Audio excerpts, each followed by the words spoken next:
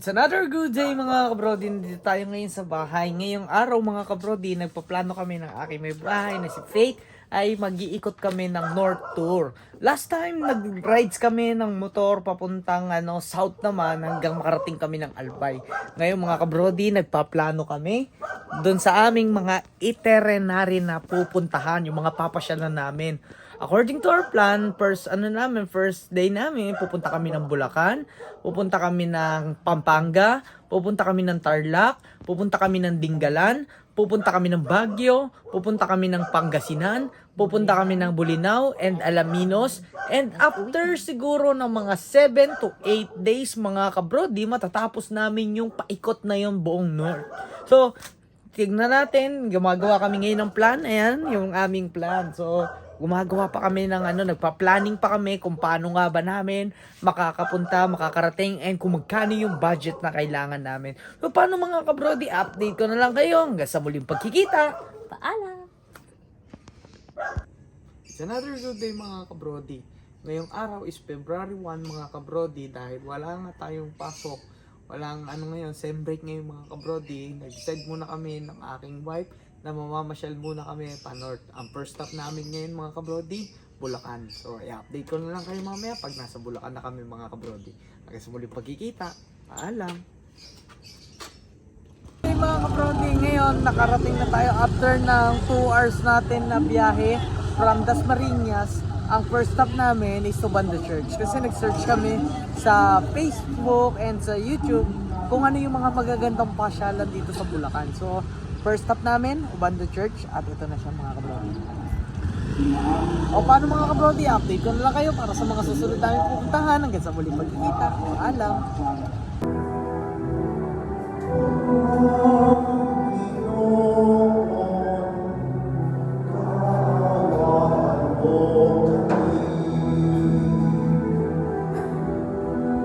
Another good day mga kabrodi. Ngayon kakatapos lang natin dun sa Ubando Church. Ngayon nagpunta naman kami sa St. Andrew Kim Taigon Temple. So ayun yung Kim Taigon Temple. Si Kim Taigon Temple, siya yung kauna-unahang Koreano na nagtayo ng temple dito sa Bulacan. So ngayon ikutin natin to mga kabrodi. Titignan natin what's inside, ano nga ba meron sa loob ng temple na yan. So paano mga kabrodi, update ko na lang kayo hanggang sa muling pagkikita. Paalam!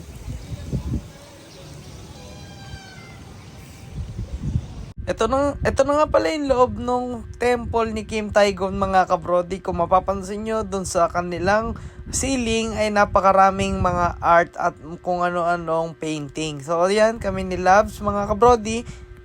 And then pagkatapos niyan lumabas na kami mga kabrodi at napunta kami dito sa kanilang garden. May mga bamboo, kung ano-anong mga attraction at ano-anong makikita dito sa loob ng temple. So meron din iba't ibang mga building dito na iba't iba ng kanilang purpose mga kabrodi.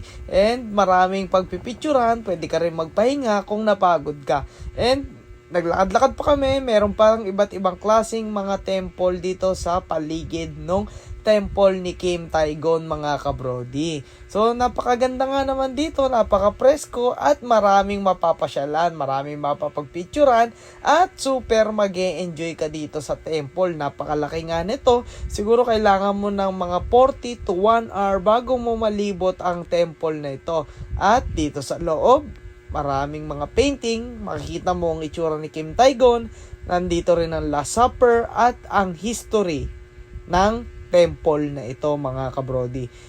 Ito na nga mga kabrodi, lakad lang kami ng lakad at kung saan na kami napupunta dito ni Labs. So, ang dami nga namin nakikita mga kung ano-ano dito hanggang sa may nakita kaming hagdanan na akyatan dito mga kabrodi. Tara tignan natin ano nga ba ang meron dito. At pagkaakyat natin dito, ano nga ba ang makikita natin? Makakakita tayo ng isang napakalaking lawa. So pagkatapos ito mga kabrodi, papunta na kami sa bahay ni Marcelo H. Del Pilar and then doon sa bahay ng mga kamag-anak. Update na lang namin kayo kasi muling pagkikita.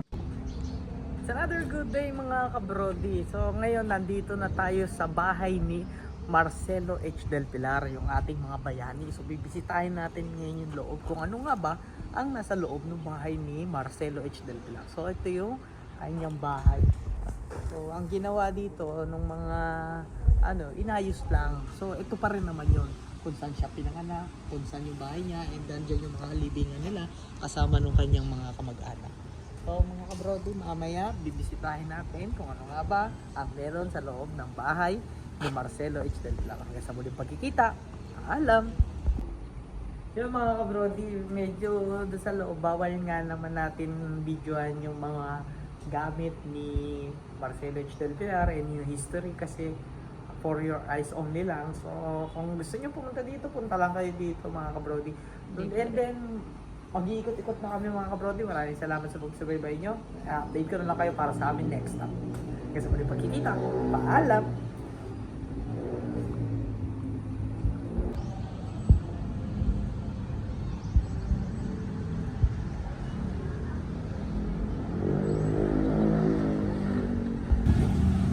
It's another good day mga kabrody. Ngayon, kakatapos lang namin dun sa bahay ni Marcelo H. Del Pilar.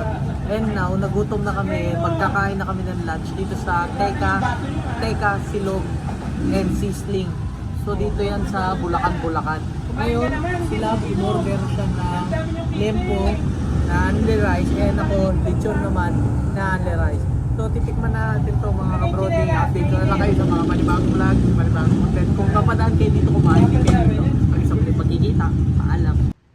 It's another good day mga kabrody. Nandito na nga pala tayo sa bahay ng mga kamag-anak dito sa Bulacan. Dito muna kami nakastay for overnight. And dito na rin kami nakikain. So maraming salamat po sa mga sa mga kamag-anak po na winelcome kami ng sobra-sobra po. Thank you po sa inyo lahat. Hanggang sa muling pagkikita. Update ko na lang kayo para sa next stop namin mga kabrody. Sa muling pagkikita. Paalam. Ito na nga mga kabrody, umalis na kami dun sa bahay na mga kamag-anakan sa Bulacan. Ngayon papunta na kami sa Nueva Ecija. Ang first destination natin is Tagpuan sa Gapan. So ito nga pala yung mga kalsada na dinaanan namin. Bumiyahe kami mula sa Bulacan hanggang sa Gapan ng mga 2 hours mga kabrody bago kami makarating sa Nueva Ecija. At dito na kami sa Gapan City. So bibisitahin natin at ito na nga yung kanilang mga naggagandahang bahay. Parang vegan style mga kabrody. It's another good day mga kabrody. Ngayon, nandito na kami sa bayan ng Lumang Gapan. So kung makikita nyo yung paligid natin mga kabrody, so parang kang nasa vegan. Ngayon, kakagaling lang namin galing sa Bulacan, bumiyahe kami papunta dito ng 1 hour and 50 minutes, let's say 2 hours na po yung biniyahe namin. And nakarating po kami dito sa lumang bayan ng Gapan. So ang gaganda ng mga kabahayan dito mga kabrody, pin-reserve nila at hindi nila pinabayaan yung masira yung mga lumang bahay. So paano mga kabrody, update ko na lang kayo para sa mga panibago namin pupuntahan. Hanggang sa muling pagkikita. Paalam! Dito siguro. Ito na nga yung paligid ng bayan ng Lumang Gapan mga kabrody. Napakaganda nga no kanilang kapaligiran at dahil dito ay na-preserve nila ng maayos. Tingnan nyo naman, and then nagpunta kami sa kanilang church. Itong church nila ay makaluma din, but sa loob napakaganda nga naman. Meron pang ceiling na painting, napakaganda kabrody. And dito nag-ikot-ikot lang kami sa church. Syempre nagdasal na rin kami mga kabrody. Pagkatapos nga pala nito mga kabrody dito sa church, pupunta na kami doon sa aming second stop, ang Farm Villaronte mga kabrody. So ito nga pala yung mga dinadaanan namin. Napakalalaking mga palayan dito sa Nueva Ecija mga kabrody. It's another good day mga kabrody. After ng 40 to 1 hour namin na biyahe mula sa Tagpuan ng Gapan, yung lumang bayan ng Gapan, ay nakarating kami ngayon dito sa tinatawag nila na Farm Villaronte. Farm Villaronte, dito to matatagpuan sa Nueva Ecija.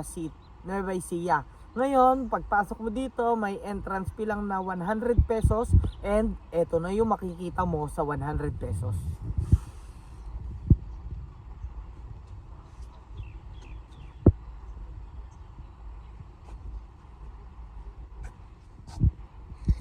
So yung mga kabrody, ayun yung makikita mo, meron silang iba't ibang mga attraction dito. Marami silang mga naggagandahang bulaklak and merong mga piano, merong mga siso, merong mga lumang telephone booth, merong mga windmill, merong mga jeep, and at the same time makakapag-picture ka sa bulaklak. All in all, sulit na yung 100 pesos na entrance dito. Kaya kung magagawi kayo sa Nueva Ecija, pumunta na kayo dito sa Farm Villaronte. So paano mga kabrodi, update ko na lang kayo para sa mga panibagong vlog. Sa next stop namin, i-update ko kayo hanggang sa muling pagkikita. Paalam. Matapos nga namin maglibot-libot doon sa Farm Villaronte mga kabrodi, bumiyahe na naman kami papunta doon sa Dingalan. At ito yung mga nadadaanan namin, napakaraming mga binibilad na mga palay mga kabrodi. So yung mga palay na kanilang hinarbes ay binibilad nila dyan ng matuyo ng maigi mga kabrodi. And then biyahe lang kami ng biyahe dito ni Lab. 2 hours din kami bumiyahe mula sa Farm Villaronte papunta sa Gabaldon. It's another good day mga kabrodi after ng 2 hours namin ng biyahe from Farm Villaronte. Ngayon mga kabrodi, nandito na kami sa Gabaldon.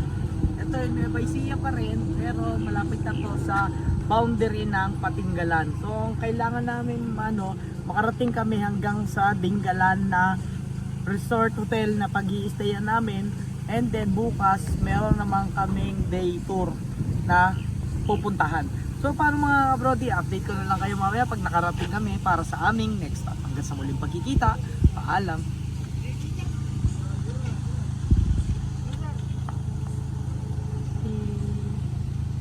Matapos ng ilang minutong pahinga mga kabrodi, bumiyahe na uli kami nila papuntang Dingalan. And then, ito yung mga nadadaanan namin na nagagandahang mga lugar mga kabrodi. So, marami kaming nadadaanan kung ano-ano. Mga kabrodi, update ko na lang kayo hanggang sa muling pagkikita. Paalam. It's another good day mga kabrodi. After ng 40 minutes na aming biyahe mula sa Gabaldon, ngayon, nandito na kami sa Dingalan. So, yung mga kabrodi, nandito na kami ngayon sa Dingalan. And then papunta na kami dun sa pag-i-stayan namin na room. Then bukas meron pa kaming day tour na kinuha. So paano mga kabrodi, update na lang kayo pag nakarating kami sa another stop namin. Sa muling pagkikita, alam. It's another good day mga kabrodi after ng mga 40 minutes namin biyahe from Dingalan na yung arko nila doon na pinagpipicture I Love Dingalan. Ngayon mga kabrodi, nakarating na kami dito sa kanilang Potter's House. Ito yung tinatawag nila na Potter's House mga kabrodi. So, ito yung kwarto na nirent namin. Ang rent dyan is 1,000 per night. Ngayon, magto 2 nights kami dito mga kabrodi, kaya nagbayad kami ng 2,000 pesos. Tara, papakita ko sa inyo doon. Ito, cute lang siya mga kabrodi. Pagpasok nyo, ito siya. Pagpasok nyo, meron kayong lababo, meron kayong table dito, and may upuan kayo dito. And then, nasa taas, yung inyong magiging higaan mga kabrodi. May electric fan and may aircon. So, sulit na siya para sa 1,000 pesos per night. Ayun mga kabrodi. So, ayan mga buong kwarto, 1,000 lang yan dito sa Potter's House. And then, okay na mga kabrodi, bukas may tour kami. Hihintayin namin yung kausap namin and ipapasyal niya kami dito sa bayan ng Dingalan. So paano mga kabrodi, update ko na lang kayo para sa mga panibagong vlog, panibagong content hanggang sa muling pagkita. Paalam! Magandang umaga sa lahat mga kabrodi. Ito na nga pala ang aming day 3 ng aming paglalakbay ni Labs. And then ito yung palibot ng Dingalan Feeder Fort Aurora. So dito napakaraming mga establishment mga kabrodi. Update ko na lang kayo mga kabrodi hanggang sa muling pagkikita. Paalam! It's another good day mga kabrodi. Ngayong araw nandito na kami sa Turismo Dingalan Mabuhay. Ngayon hinihintay na lang namin yung mga kasama namin, and then magtutour na kami, pupunta kami sa dagat, pupunta kami sa falls, aakit kami ng bundok. I-update ko na lang kayo mamaya kung paano yung mga gagawin namin mga kabroding. Ngayon hintayin muna namin sila hanggang sa muling pagkikita. Alam. Dito sa part na to mga kabrodi, nagbibigay na ng instruction yung aming tour guide kung paano yung mga do's and don'ts, mga dapat at hindi namin dapat gawin mga kabrodi. After nyan, bumiyahe na kami ng bangka mga kabrodi papunta dun sa Dingalan na pag-aakyatan namin ng bundok. And then, ayan yung mga kasama namin na magtutur ngayong araw mga kabrodi. And then, pagkatapos niyan, bumiyahe kami ng 15 to 20 minutes hanggang makarating kami dun sa spot na aming pagtuturan mga kabrodi. Another good day mga kabrodi na nakarating na kami dito sa first stop namin sa day tour namin dito sa Dingalan Beach. Dito i-explore namin itong Dingalan Beach at kung ano-ano pa dito. So, marami kami mga papasyalan ng update ko na lang kayo mamaya mga kabrodi. Nasa ulit pagkikita. Paalam.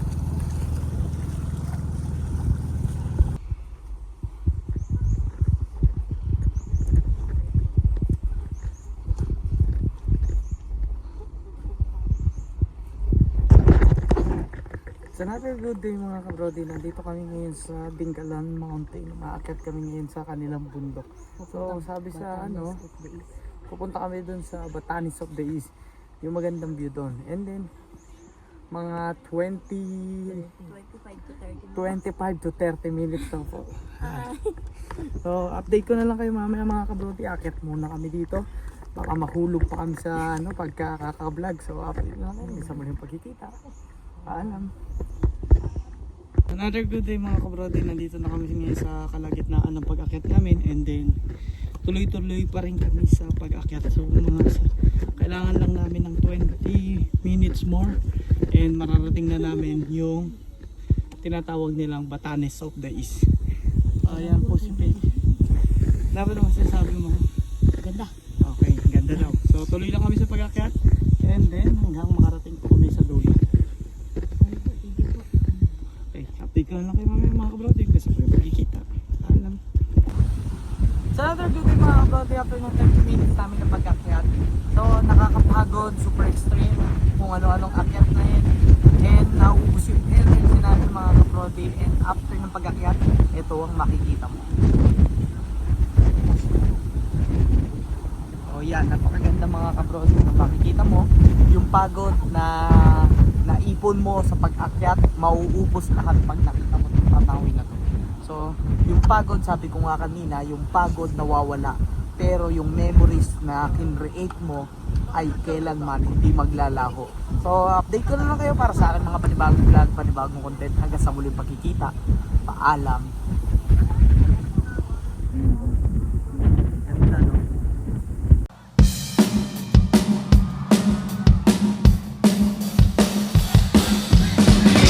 Hanggang sa dulo ng mundo, hanggang maubos ang mundo, hanggang kumulong ang luha, hanggang mahulog ang taga. Masama ang aking mata, di mo ba nakikita? Ako ngayon lumilipad at nasa langit na. Gusto mo ba? Di mo na kailangan ng magtakot mahiya. Di mo na kailangan ng umalang. Good day mga kabrodi. Ngayon, nakababa lang namin ng bundok, kakatapos lang namin kumain. Then, nakapagpahinga na rin kami. And now, pabalik na kami dun sa bangka. Dito sa bangka naman, pupunta naman kami ngayon dun sa kanilang waterfalls dito sa Dingalan. Kasama rin to sa day tour package. Update ko lang kayo mga kabrodi. Sa muli pagkikita. Paalam. It's another good day mga kabrodi. After namin dun sa umakyat ng hiking, bumalik sa barko, and then ngayon nandito na kami sa Dingalan Adventure Park mga kabrodi. So paano mga kabrodi, update ko na lang kayo kung ano bang meron dito sa loob ng Dingalan Adventure Park. Kung sa muling pagkikita, paalam.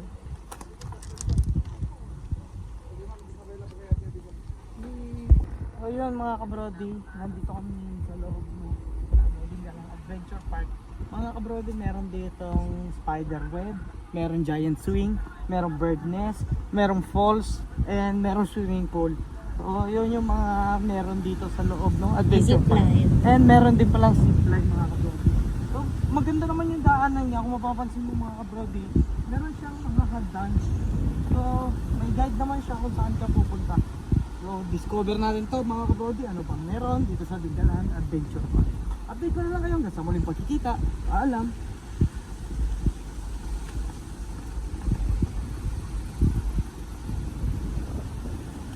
Sa another good day mga kabrody, so ngayon nandito na tayo sa loob ng Dingalan Adventure Park. So meron silang napakalaking hanging bridge mga kabrody. So kung nakikita nyo, napakalaki and talaga sa hanging bridge, makikita nyo gumagalaw talaga siya. So napaka-adventure park talaga. I-update ko na lang kayo para sa mga panibagong vlog, panibagong content hanggang sa muling pagkikita. Paalam. So very good day mga kabrody, ngayon nandito naman tayo sa water sa kanilang waterfalls sa Dingalan Adventure Park. So bago ka makapunta sa waterfalls, dadaanan mo muna itong mga malalaking bato and itong mga kawayan na ito. So matibay naman siya mga kabrody, and ito na yung mga falls. So mamaya maliligo kami sa falls and mag-swimming na, pakalamig ng tubig mga kabrody. Ano yung update ko naman kayo mga kabrody, dito ko yung pagkita. So another good day mga kabrody, after ng ilang minuto namin na paglalakad dito sa Dingalan Adventure Park, nakarating na kami sa kanilang waterfalls. So ito yung waterfalls nila, napakalamig mga kabrody, para kang naliligo with yellow. So ganun yung pakiramdam niya mga kabrody. I-update ko na lang kayo para sa mga panibagong vlog, panibagong content na sa mga pagkikita. Paalam.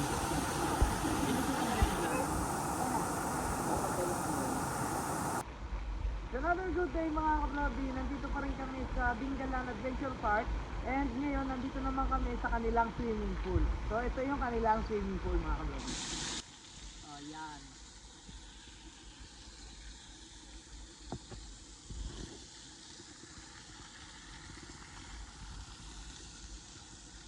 Yan mga kabrody, update ko na lang kayo para sa aming next stop. Sa muling pagkikita, paalam.